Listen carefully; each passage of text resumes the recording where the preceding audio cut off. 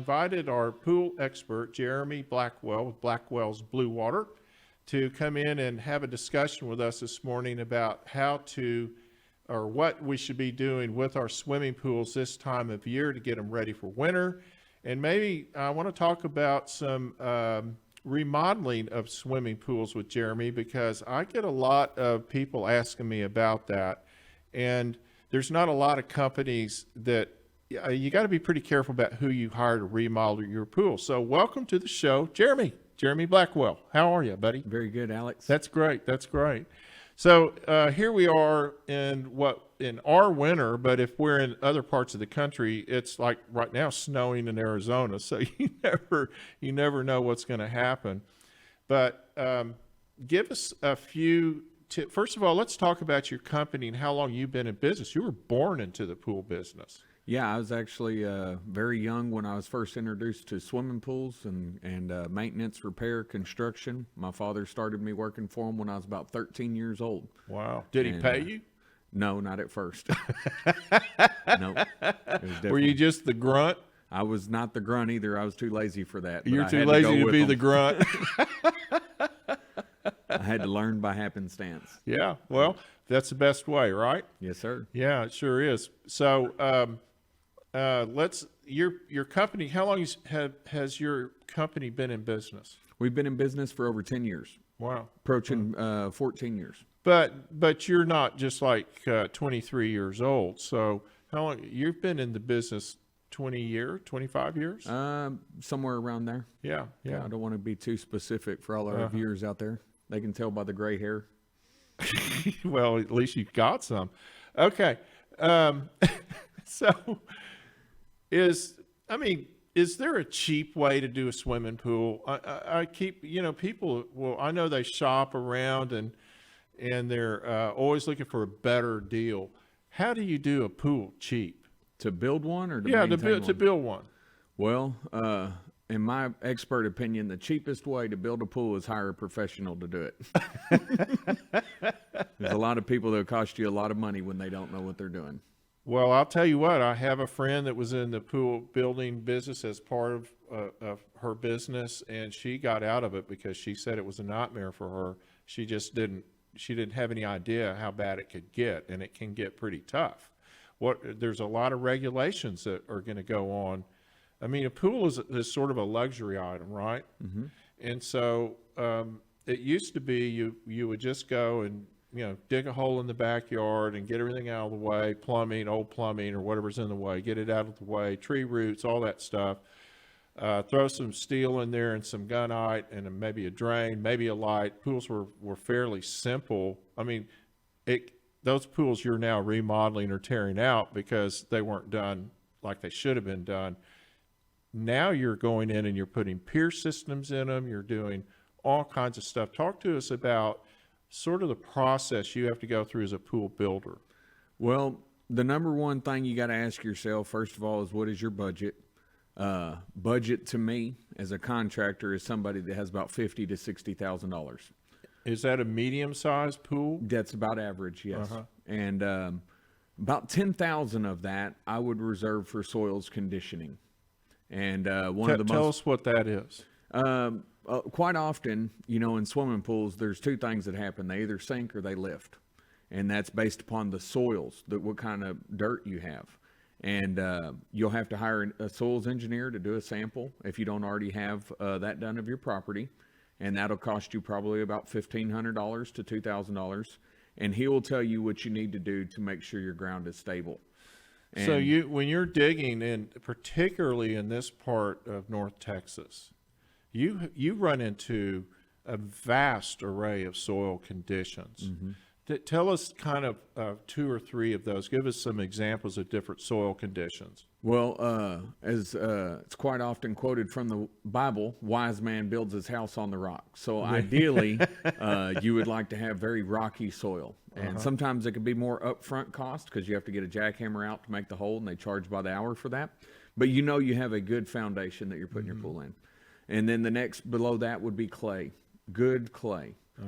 That's good to build in, but the worst would be sand-like soil, and The worst is sandy because of movement. because of ground movement, correct. You know, it's interesting because, and I know this is regardless of where you are in the country, this is probably going to always be the case, but there's areas where we have real shallow rock, which is great for building anything, buildings, roads, whatever. And then we have places where we have big, like you drill down 13, 14 feet, and you hit water. And so you have to deal with a whole lot of different conditions when you're digging in the ground like that, particularly going deep. You have to then get an engineer you have to involve an engineer to make recommendations on how you deal with that structure going in that soil. Let's talk about that. So what an engineer will do is he'll take your soils report and he'll do a series of tests. He'll introduce moisture to the soil. He'll look at the makeup of the material and he'll determine what the soil does in response to his tests that he performs. And then he'll make a recommendation based on the swimming pool. The most common recommendations that are made are moisture conditioning, where they inject the ground with water and sometimes with lime to stabilize the soils. And then you'll excavate the pool area, and now you're building into a solid foundation. To me, it's a lot of money. It's about 10 grand to do that kind of work. But to me, that's cheap insurance when you're going to spend $50,000 on a swimming pool. Well, you know, when people hear, a lot of times when people hear the word engineer, they have a meltdown. They're like, oh my gosh, this is going to cost me tons of money for the engineer, tons of money for what he says to do. But my answer to them is, think about the tons of money it's going to cost to fix what goes wrong if you don't have the right recommendations. That's absolutely correct. Yeah. That is the biggest point of getting a expert in soils engineering to Right. determine how viable your lawn is. And it's kind of like, you know, when you go to build something, if you don't have a blueprint, then you're not going to do a very good job building it, because there are going to be certain things that were not thought about. And the engineer's job will give you a blueprint of the soils and what they need to look like in order to receive a structure like that. So now we've got the pool in. Tell us about some of the things you're doing these days that are different than in the past: lighting, drainage, the filtering systems, things like that. How complex have these pools become? You know, we live in the age of smart devices, so just about everything to do with your swimming pool can be controlled from your phone now. Right. And that's really cool. They even have chemical treatment systems that can be adjusted remotely by a professional. Nor Systems is a product that we install that offers this service, and they can check if your chlorine levels are off. They can adjust them remotely. Your acid levels are off. They can adjust them. So it's really cool, the technology. And plus, there's a lot of LED lighting. And that makes for a better light. Used to, they had them old Sam's light, and it just rotated a lens in a circle to get colors, and they broke all the time, and it was expensive. But with the LED lighting, they're pretty foolproof, and if you ever have an issue and need to replace it, it's pretty inexpensive. So Kind of a plug and play type of light. Yeah. absolutely, and they cache just as much light as the old halogen bulbs that we And it installed. lasts a whole lot longer. Yes, they do. In theory. And more energy efficient as well. And that's a right. pretty big deal these days. Now, when you build a pool, you put in what we used to call a skid pack. I guess you're still doing skid packs, but it's basically got the pumps and it's got the filters and it's all that, and it's all kind of put together. You plop it down wherever it goes and hook everything up to it. That sounds pretty simple. They don't, you can buy them put together on a skid like that, but it's typically more affordable if you buy piece by piece, and that's where it's very important to hire a professional that is going to install products that are not going to fail. It seems to me it's a really complex system when you're having to circulate water through a filtration system, maybe a heater. A lot of people now aren't using chlorine. They're using alternate types of water treatment. What are some of the things other than chlorine? You've got salt. You have salt, you have bromine, and then also you have chlorine gas, which people are still doing that, but not as common. And then what is becoming very popular is bleach. Bleach, really? Isn't that a form of chlorine? Yes, but it's a highly diluted form of chlorine. So you'll add 1 gallon, and that's about the equivalent of 1 pound of shock. And it's actually a little bit more safer on your pets and on the lawn. It's less harsh on your bathing suits as far as color, and on your skin as far as what the chlorine will do is drying you out. And what it does is it doesn't introduce some of the things that make a tablet or chlorine a solid form. So you're introducing stabilizers, you're introducing calcium with the powder chlorines and with the tablets, and those things are a necessity in chemistry, but at some point they're a problem. And you can't get rid of your cyanuric acid or your calcium without draining the swimming pool. Oh. So bleach kind of helps prevent that. That's becoming even more popular every day. And they have those on an auto feed system also. You'll fill a drum up and it'll have a pump and it'll take a reading of your water and it'll just introduce this bleach as the water needs it. So it's sort of like maintenance free from the homeowner standpoint. Well, as far as the chemistry is, Right, you the still gotta chemistry, which brush, is really what net. gets a homeowner In trouble. Most of us don't understand the chemistry involved in keeping the water clear, which is essentially what you're trying to do. Now let's move on to, I wanted to go through that process because there's a complexity to pool systems. So when you get to the winter time or the off season, you need to do some things to ensure that when you want to get back in that pool during swimming season, everything's not gone to hell in a handbasket. Give us some advice on some of the things that need to be done to, prep for the winter. Well, as you're shaking down your equipment, you're getting ready for a swim season, it's always important to just double check your baskets. You may get through a hard fall and then the baskets fill up with leaves. The suction and the pressure of the pump tends to split them and bust them.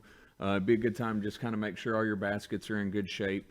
If you have a cartridge filter, sand filter, DE filter, it'd be a good time to go ahead and break those down, take the media out, clean them real well, put them back together. We'll be honest, in the winter, most people don't even look out their window at their swimming pool when it's cold. Right. And so there's a lot of things that you don't really notice how unclear your water is or how much stuff is actually passing through the pumps or through the filter and back into the water.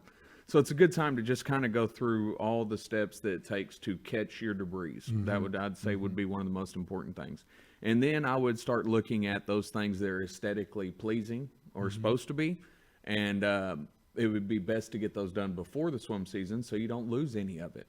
Now, what about, do you have to worry about the plaster staining or anything like that if you don't keep up with your water? Is that a problem? Absolutely. That is the biggest problem is in the industry, most even brand new swimming pools, the guy can only do so much to deliver to you a pretty plaster. It's up to the homeowner or their service technician to provide, it has to be immaculate chemistry to keep plaster looking new and fresh and the same color.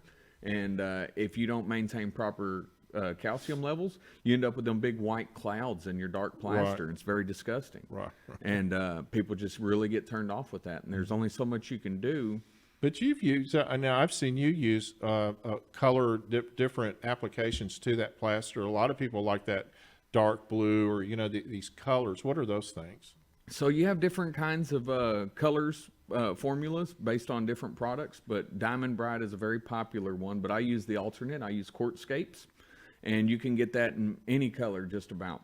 And what we do is when we start a swimming pool up, we say we want to put in like an aquamarine color, and it's any white chalkiness that is possible will stand out like a sore thumb on that. And when you start the pool up, what we'll do is we'll test the water that is being introduced to fill the swimming pool, and we'll see the calcium levels in it.